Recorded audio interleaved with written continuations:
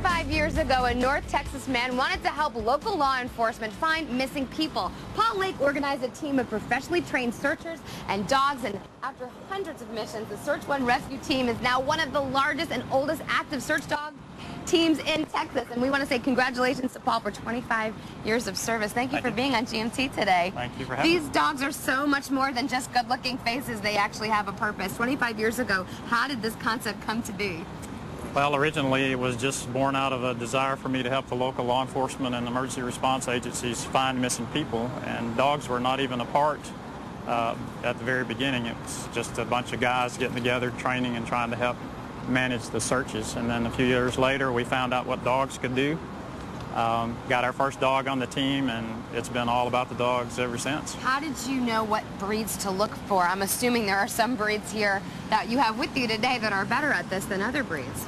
Well, we have a fairly extensive screening process for all the dogs, but in general we use the working breed line, and we have a variety of types of dogs depending on what discipline they're in. Some are better suited for trailing than others, like the bloodhounds obviously are bred for that particular activity.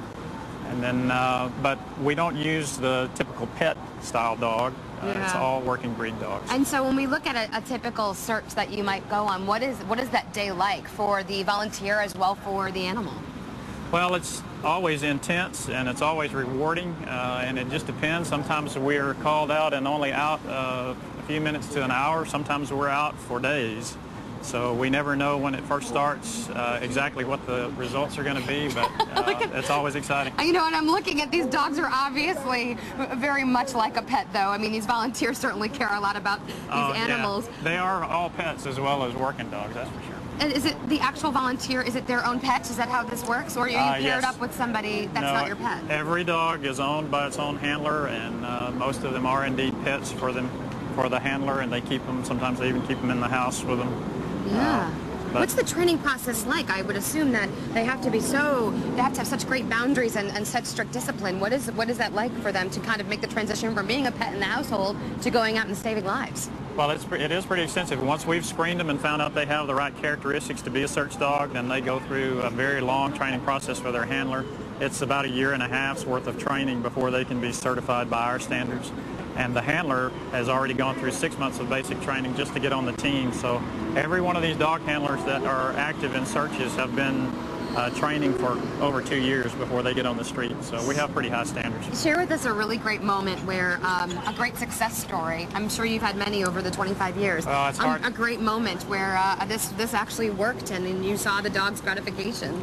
Kind of hard to pinpoint a single one. They're all pretty exciting. Obviously, we've been on a lot of high-profile searches like the shuttle recovery and the tornado stuff, but our day-to-day calls are for missing Alzheimer's patients and for children that have walked away.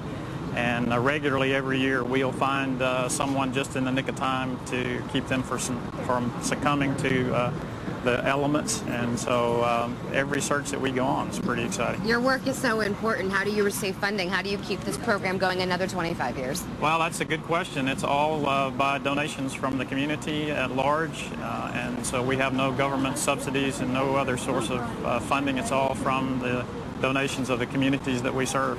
Let's get that sign up here, because there's no shame in plugging. What is the website that we need to go to? Look, I love that you made the sign, and you said, you know, we don't want to be tacky, but we can be tacky because we want to help keep these animals saving lives. So this is the website that we can go to, right? Search1.org is our website. We do have a place set up. If people are interested in donating, they can go there through PayPal and donate directly to the team, and we'd certainly appreciate it. How about if somebody has a pet at home that they think that might be trainable, that maybe is young enough to be trained? Well, if they have a working breed dog and they're willing to put in the time for the 6 months worth of basic training and then another 1.5 years worth of training their dog, and their dog is probably less than 3 years old, then we'd be willing to talk to them. They go through basic training. That is so cute, Paul. Yeah.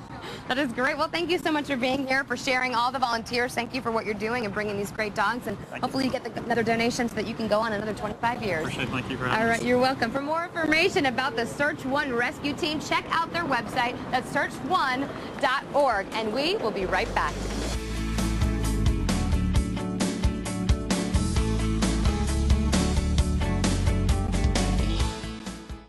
On the next View.